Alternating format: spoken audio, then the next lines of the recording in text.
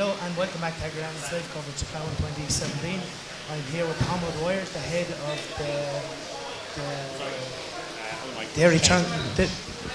the knowledge transfer at Tegasc. Tom, we're seeing lately a number of farmers entering discussion groups. Why should dairy farmers in particular enter discussion groups? Yes, Sean. Tegasc runs a network of discussion groups right across the country for dairy, beef, sheep, tillage, all the different enterprises. And what we're finding is that discussion groups help farmers to learn. Obviously, there's one of our own staff will facilitate the discussion group and try and steer the discussion in the right way. But fundamentally, discussion groups are about allowing farmers to learn from each other, to share their experiences, to discuss different ways of doing things, and then to support each other in trying those new ways of doing things. And our research quite clearly shows that for a range of technologies, that those farmers who are part of discussion groups are more likely to be practicing those technologies than farmers who are not in discussion groups. And because they're practicing those technologies, they're more likely to be more profitable. So whether it is something like using high EBI dairy sires, or measuring grass, or using, say, financial analysis, farmers in discussion groups are more likely to be doing those things, and as a consequence, their farm is likely to be more profitable. Yeah, and Tom, what services can a dairy advisor offer to a farmer? Like, is it worth the farmer's while actually enlisting the services of someone to come in, take an outside look at their farm?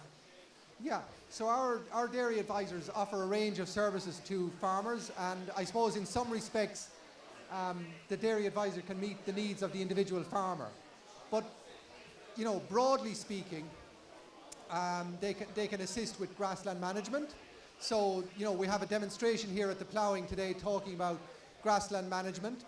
So our advisors can help a farmer maybe to make decisions around reseeding, around soil fertility, initially soil fertility, then reseeding, then maybe paddock layout, and then moving into the actual grassland management itself and to use a pasture base. So just in terms of grassland management, there's a range of different things the advisor can help with. Yeah, and Tom, what initiatives are Tegasc running to help get the message out there to farmers? Sorry, to help? Get the message out there of knowledge transfer to farmers, like how it can help their business. Okay, so we have a range of initiatives that we take on every year. So from, say, taking part at the Ploughing, a demonstration at the Ploughing. Then we have large open days such as the Moore Park Open Day. I think you were down at that yourself.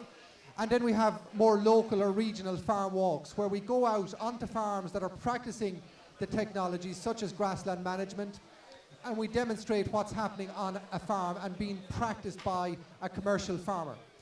And then we get into the discussion groups, and then we have the one-to-one. So an advisor can go out and sit with a farmer and maybe the farmer's wife in the kitchen and talk through what's happening on the farm and what help the farmer needs. So that's the one-to-one.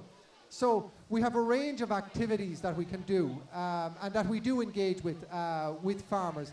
And sometimes it can depend on what the farmer looks for. Yeah. And I suppose, as with at any kind of consultancy or, you know, offering of advice, if the person comes looking for the help, it's easier to provide the advice rather than going out and trying to, you know, shove something down the person's throat. So. And what way do you find the uptake of the information generated by Tegasc? Are farmers generally taking it up, or are they slow, or? Yeah, well, look, recently I've heard it described as one-third, one-third, one-third. And one-third of farmers are actively seeking information and advice. You know, and they're, you know, if you were an advisor, they're coming to you, Sean, and say, Sean, you know, I saw something about grassland at the Ploughing. You know, can you come out to my farm and help me to set out paddocks on my farm? And that's really, really a nice place to be for the advisor, because the advisor is trained to do that work, but you're coming looking for that help, okay? So that's the one-third. The next third are, you know, they're somewhat interested, but need a bit of a push. Yeah. And as an advisor, you go out to that farmer and you have to kind of you have to make the sale, right? But the farmer is somewhat receptive, okay? So it's not maybe ideal, but you know, with a bit of effort on your part as the advisor, you can close the deal, right? But then there's the final third, and they're just not interested for whatever reason. Maybe they're of an age where, you know, they're thinking of retiring, or maybe there's no successor and they don't want to make the change because they can't see anybody beyond themselves and they're happy to do what they're doing until they retire. So, as I said, I've heard it described recently as kind of 1/3, 1/3, 1/3. It's maybe a little bit crude, but yeah, there are those different categories of farmers, and that final 1/3 of farmers are described as the hard-to-reach group of farmers, and it takes a lot of effort to reach out and engage with those farmers because they're not always engaging with the advisory service. They're not attending farm walks. They're not stopping to look at the demonstration that we have at the Ploughing. So you actually have to go out and reach out to them. And how are you reaching out to that 1/3 of farmers that Sorry? aren't? How are you reaching out to that 1/3 of farmers that aren't partaking in the information or willing to pick up the information? Well, I think number one, we in a number of areas we try to offer deliver focused events. So, and we try to target those farmers, and we put an effort into maybe trying to lift the phone and invite them along, you know, specifically to events for them. Because we generally, we can find that many of the events we attend or we organise, it's the farmers that always attend that come along. So we have to make a special effort to put on events for those farmers.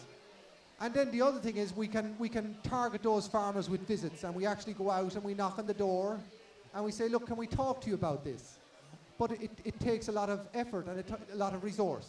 Yeah, and just Tom, I met you up at the Tegasc stand before this interview, and despite the rain outside, there was a huge interest in the grazing demonstration, the grassland demonstration. Is grass the be-all and end-all? Like, does it really affect the farm's bottom line?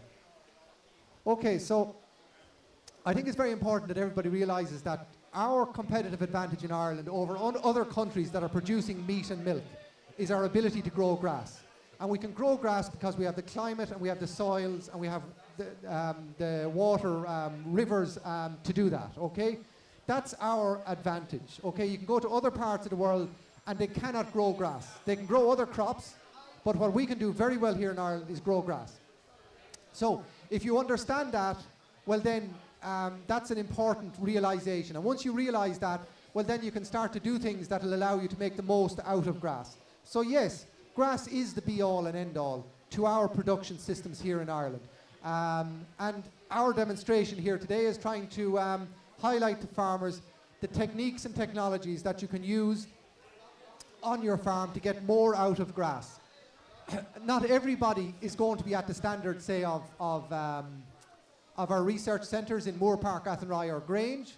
You know, they're the top. They're absolute, everything is at the top level there. But many farmers can improve from where they are currently in terms of grassland management. Maybe they can increase by 10% or 15%. They still won't be at the Moore Park or the Grange or the Athenry standard, but they will have improved from where they are.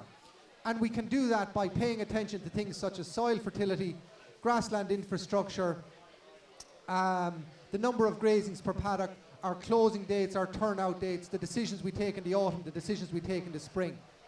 It requires effort on behalf of the farmer. We don't hide that. You know, it will require the farmer putting effort in, maybe in an area that they're currently not putting effort in. It will require maybe some new skills to be picked up by the farmer.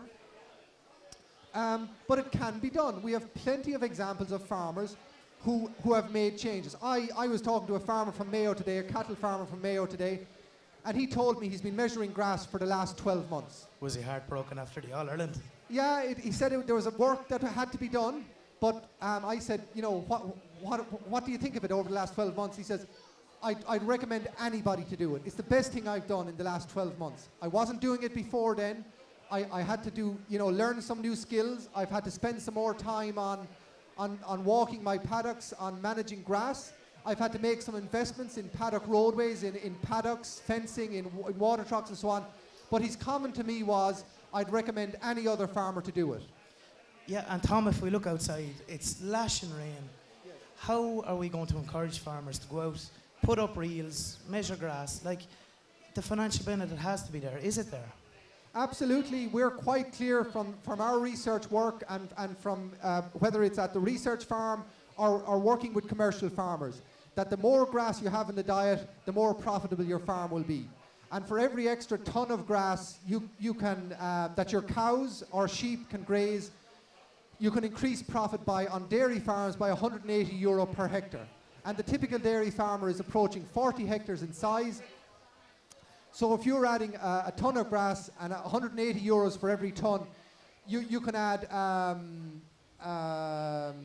lot of money. Sorry, my mathematics failed me. But you're going to add a lot of money. And we're seeing that. We're seeing farms that are making more use of grass. They're more profitable. And the other thing to remember is that you don't have to go out today to put up the fences. You set it up when the weather is dry. You put in the roadways, you put in the paddocks, you do the reseeding when the weather is dry overhead, okay? And okay, when the weather is wet, you have to go out maybe to move the stock. That has to be done, but that's part and parcel of it. But the reward comes when the extra milk sold, the better quality milk sold, the more beef live weight put on over the season. And again, one of my colleagues was talking earlier today. They had a beef farm here locally in County Offaly. They set it up with extra paddocks in the spring. And what did they do? They weighed the stock in the spring, they weighed the stock in the autumn. Yeah. The investment was €30 per animal invested in the spring. They got a return of 30 times that. Yeah. That's what they measured in terms of weight. They got increased weight gain. So, whether it's cattle or whether it's cows, the evidence is there that if you make the investment in the grassland infrastructure, the return will come in extra milk and extra beef. Yeah. And we're not slow about making investment in machinery or making investment in concrete or in around the farmyard, but we do seem to hold back from making the investment in grassland management. And Tom, like I've heard it described that soil fertility is the new quota in Ireland. How are we going to get farmers to realise that we need to raise our P's and K's and sort out the line problem? Yeah, that's another one that's maybe that we've taken our eyes off over the years. I suppose if you go back maybe 25 or 30 years ago, a lot of farmers put a lot of effort into applying lime, applying phosphorus and potash. And I suppose at the time there was maybe grants, there was subsidies, and there was a general, there was almost a case that everybody was doing it. Yeah. And, your neighbour was doing it. He was spreading phosphorus, he was spreading lime. And that changed, that stopped and it changed and the focus has gone off it. So we're now trying to put the focus back on it again and start conversations around applying phosphorus, applying lime. And it takes events, it takes demonstrations, it takes other farmers talking about it.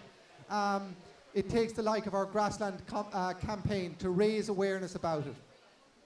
And